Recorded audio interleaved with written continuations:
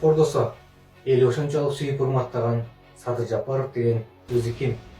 Мен Жапаров Садыр Нуркожоевич, Жогорку Кеңештин депутатынын кызматына киришип жатып, Кыргыз Республикасына берилгендигимди билдирип, Кыргыз Республикасынын Конституциясын жана мыйзамдарын сактоого, өз милдеттеримди бүткүл элдин кызыкчылыгында аткарууга, Кыргыз мамлекетинин эгемендигин жана көз карандысыздыгын коргоого ант беремин.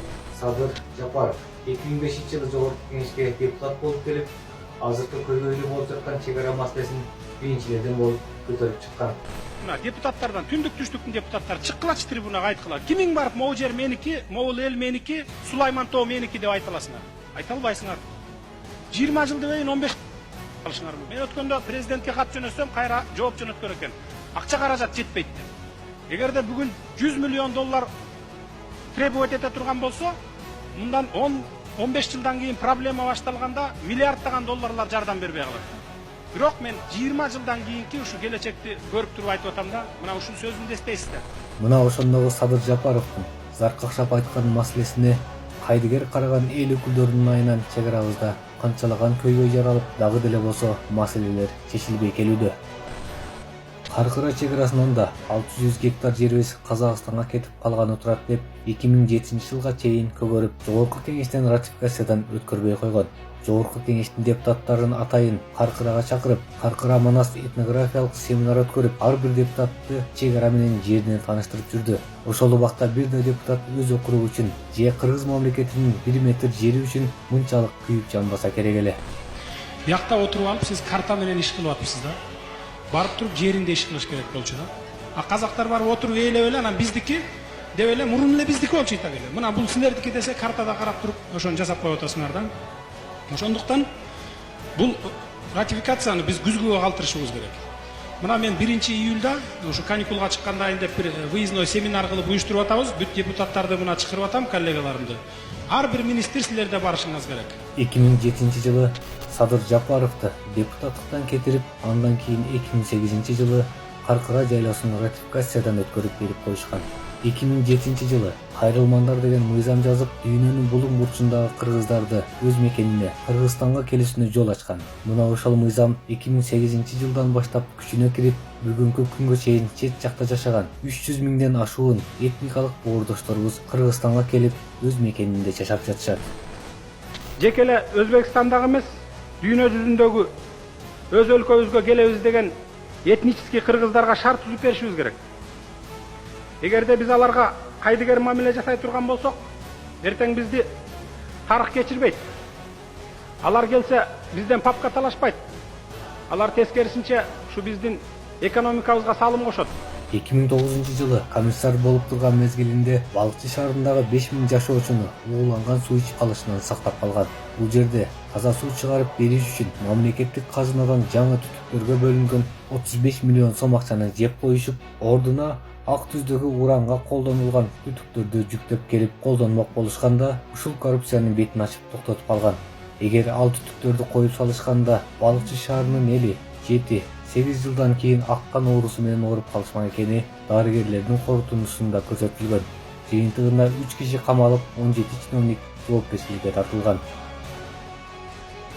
2010-жылы кайрадан элдин колдоосу менен Жогорку Кеңешке депутат болуп келип, Мегакомду итбекер сатып жибере турган болушканда, аны саттырбай сактап алган. Азыр Мегаком Кумтөрдөн кийинки эң көп киреше берген тармак болуп эсептелет.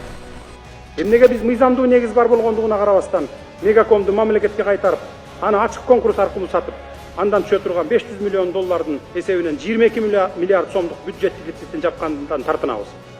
Биз муну жасабасак эл кечилбейт. 2012-жылы кайрадан Кумтөрдү текшертүү боюнча комиссия түздүргөн. Өзү комиссиянын төрагасы болуп шайланып, ийне жимине чейин текшерип келип, Жогорку Кеңештин кароосуна коюп, Кумтөрдү мамлекетке өткөрүп алалы деген маселеси колдоо таппай калган. Коррупциялык системалар күчтүүлүк кылып, кызыктар тарап Садыр Жапаровго 100 миллион доллар сунуш кылганда, элимдин кызыкчылыгы баарынан жогору турат деп баш тарткан. Жалган жалаа менен 2012-жылы камалып чыккан Садыр Жапаров камактан чыккандан кийин чет өлкөгө кетип, ал жактан Centerra Gold'ун Кыргызстанга келтирген 3,5 миллиард доллар өлчөмүндөгү зыянын ордуна койдурам деп эл аралык сотко берип чуркап жүрүп, чет жакта жүргөн кыргыз мигранттары менен бир топ жолугушууларды уюштуруп, 2017-жылдын март айында Ак Жол казак-кыргыз чек ара бекетинен Кыргызстанга кирерде ошол учурдагы бийлик тарабынан күтүүсүз камакка алынды. Ак Жол бекетинин Кыргызстан тарабында Садыр Жапаровду миңдеген адамдар жаалашып күтүп турушкан эле. Сүрү адам чочуткан жол тандабастар Садыр Жапаровду коопсуздук кызматына алып келип камаганда, анын артынан миңдеген адамдар ээрчип келишип, нааразычылык билдирип жатышты. Айыбы айтылбай, кылмыш иши козголбой, Садыр Жапаровду эмнеге камашат деген элдин талабын милиция, бийлик буйругу таркатып кубалап күтүүсүз кагылышуулар болду. Бир нече айдан кийин ага түшкө кирбеген айып тагылып, 11 жылга эркинен ажыратылды.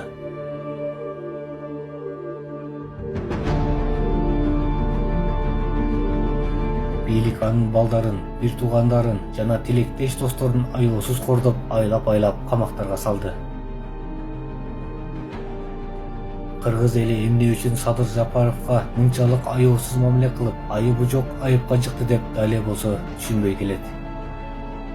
Ал гана эмес, 90 жашка кадам койгон атасы Нуркожо ажынын казасында да уулу Садырга топурак салдырышкан жок. Атасынын кайгысын унута албай жатканда, алтындай болгон апасы менен да кош айтышты. Элим, жерим деп жүрүп, атасы менен апасынын акыркы күндөрүндө бирге боло албай калды. Турмуш экен, кайгысы бүтпөй, акыйкатсыз түрмөдө отурган Садыр Жапаровдун тун уулун да шумажал алып кетти. Жандай болгон жакындарынын орду бейиштен болсун дейбиз. А бирок жашоонун бир кубулушуна таң каласың. Элди алдаган, элди тажаткан ошол бийлик Садыр Жапаровго канчалык камчы чаап, аны кордосо, кыргыз элинин, айрыкча мекенчи кыргыздардын Садыр Жапаровго болгон урмат-сыйы күндөн күнгө артып баратат. Садыр Жапаровдун боштондугу үчүн 500 миңден ашуун адам кол коюшту. Бул деген 6 миллионго жакын кыргыз калкынын ар бир үй бүлөсү колдойт дегенди билдирет. Демек, Садыр Жапаровду бүтүн кыргыз эли колдойт жана анын боштондугу үчүн максаттарынан кайтышпайт. Келиңиздер, өз мекенчил уулубузду коргоп алалы. Өлкөбүз үчүн кызмат кылышына өбөлгө бололу.